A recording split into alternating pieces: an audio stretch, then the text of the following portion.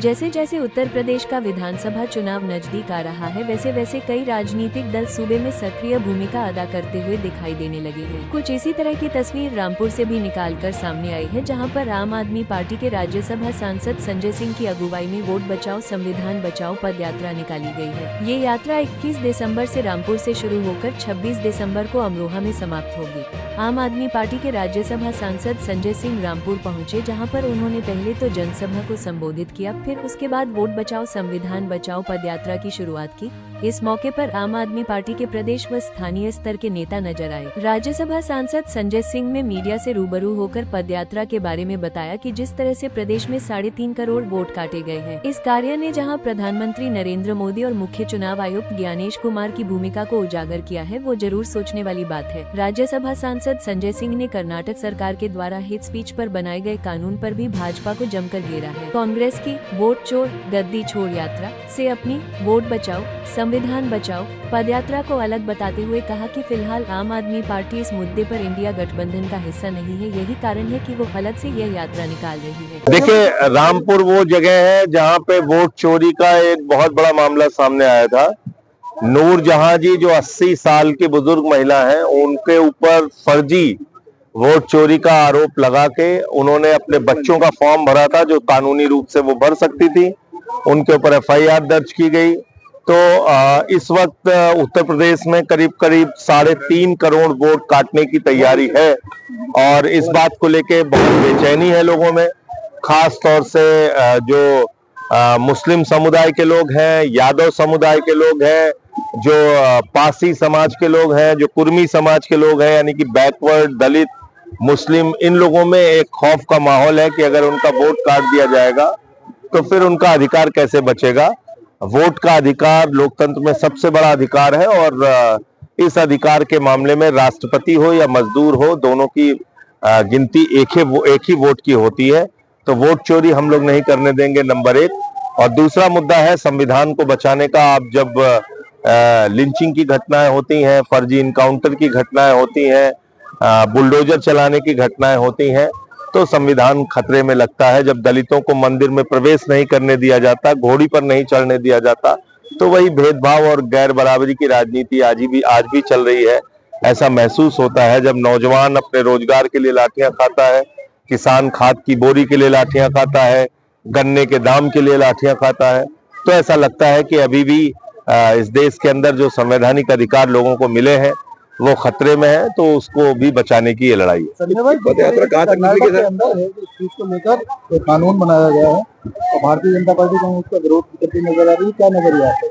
देखिए, hate speech के मामले में देश के प्रधानमंत्री, उत्तर प्रदेश के मुख्यमंत्री सहित पूरी की पूरी भारतीय जनता पार्टी, अगर आप कहें तो चैंपियन पार्टी है।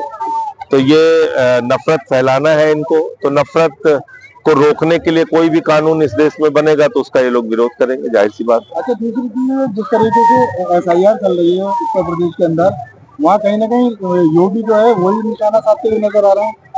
देखिए, मोदी, योगी और ज्ञानेश कुमार, इनका गठजोड़ बन गया है। तो BLOs मर जाए, मरते रहे, लोगों को चाहे जितनी तकलीफें हो, कोई उसको चिंता नहीं है, लेकिन ये सारा कुछ ठप करके SIR कराना चाहते हैं।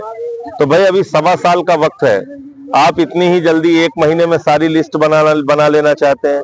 3.5 करोड़ लोग, आप खुद से सोचिए, अगर उत्तर प्रदेश में वोट के अधिकार से वंचित हो जाएंगे तो फिर चुनाव का क्या मतलब है? भारतीय जनता पार्टी वंदे मातरम को लेकर आपने किस तरीके से आप अकेले जो है दबदबे लगाए जा रहे हैं? लोग ही देखिए, जनता ही जब जागरूक होती है तभी लोकतंत्र बचता है और इस देश की जनता ने हमेशा इस देश के लोकतंत्र को बचाने के लिए आवाज उठाई है, आगे निकले हैं लोग। तो अपना वोट बचाने के लिए भी लोग सड़कों पे आए। मैं तो यही कहता हूँ, 21 से 26 तारीख तक ये यात्रा है, इस यात्रा का हिस्सा बनिए।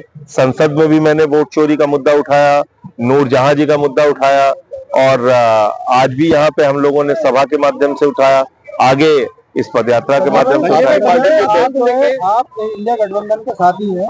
जिस तरीके से कांग्रेस ने वोट चोर का नारा दिया और आपकी तरफ से, देखिए, वोट चोरी के मुद्दे पे हम लोग विपक्ष के साथ हैं।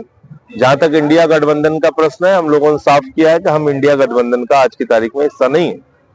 आपकी पद यात्रा को देखते यहाँ पर पार्टी द्वारा बैनर लगाए गए थे, लेकिन प्रशासन द्वारा उसको हटाया गया। पार्टी का चेयरमैन भी आपके उसके लिए क्या? ये गुंडागर्दी तो करते ही रहते हैं प्रशासन के लोग। भाई सवाल ये है कि अधिकारी तो उनके बैठे हुए हैं, चेयरमैन हमारे हों लेकिन अधिकारी उनके बैठे हुए वो काम नहीं करते हैं। एक चीज और होर्डिंगों में कहीं नगर पालिका चेयरमैन का आपके होर्डिंग नहीं है। अलग अलग लोग लगवा रहे हैं अपने अपने तरीके से, सभासदों ने लगवाया कहीं। एक्सपोज किया है आपने, उसके बारे में क्या कहेंगे? वंदे मातरम से कम बीजेपी और उनके पुरखों का कोई लेना देना नहीं। मैंने पूछा है सदन में कि 4 नाम आरएसएस के नेताओं के बताओ जो वंदे मातरम लगा के जेल गए हों, तो जब वो 4 नाम मिल जाएंगे मुझे तो मैं आपको भी बता दूंगा। तो नहीं। आम आदमी पार्टी के राज्यसभा सांसद संजय सिंह ने आज रामपुर से वोट बचाओ और संविधान बचाओ यात्रा की शुरुआत करी। उन्होंने 3 दिवसीय यात्रा का रामपुर से आज आगाज करते हुए उन्होंने केंद्र सरकार और प्रदेश सरकार पर संजय सिंह जमकर बरसे। इस दौरान उन्होंने कहा कि एसआईआर को लेकर प्रदेश में और देश में किसी का भी वोट कटने नहीं दिया जाएगा, किसी के ऊपर भी फर्जी मुकदमा दर्ज नहीं होने दिया जाएगा, किसी को भी डरने की जरूरत नहीं है। रमेश भाटिया, दैनिक भास्कर, रामपुर। राजनीति हो या क्रिकेट, देश विदेश की ब्रेकिंग हो या आपके मोहल्ले की बड़ी खबर, सब मिलेगा एक ही ऐप में, सबसे तेज और भरोसेमंद। अभी डाउनलोड करें दैनिक भास्कर डिजिटल।